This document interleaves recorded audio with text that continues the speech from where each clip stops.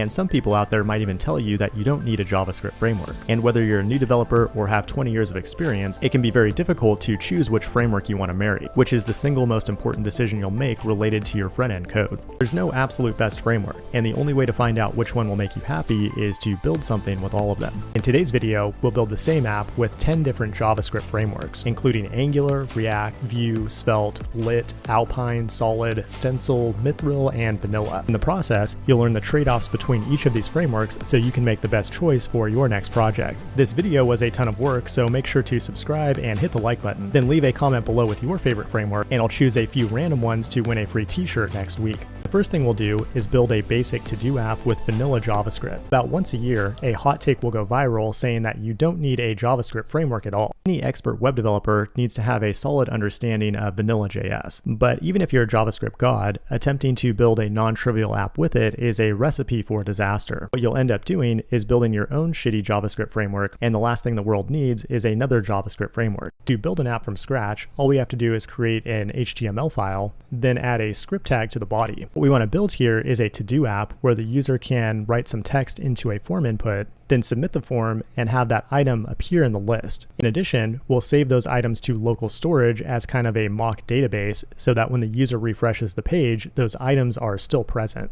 Pretty simple concept, but there's actually a lot going on there, like state management, data binding, events, and the application lifecycle to think about. The one thing that all frameworks do and vanilla.js doesn't is provide a way to bind or connect your HTML to the JavaScript automatically. In vanilla, we need to imperatively grab the HTML elements that we're working with from the DOM. And I can tell you right now, this is a very annoying way to build a complex application. As you can see here in the DOM, we have an unordered list for the to-dos, and then below that, we have a form with an input and a button to submit the form. Now going into the JavaScript, the first thing I'll do is write some code using document query selector to grab each one of these items from the DOM. Now that we have access to the HTML elements, I'm setting up an empty array here to represent the actual to-do items in the list. In addition to keeping track of the data, we also need to update the actual UI when that data changes. For that, I'm defining a function called addToDo that takes a new to-do item as its argument. Now, this is where things start to get ugly with vanilla. In order to update the UI, we need to manually create a new list item element by calling document create element. Then we need to imperatively update its inner HTML to the to-do text. And finally, append it to the unordered list in the DOM. And as an added touch, I'll save the data to local storage so we can access it when the page is refreshed.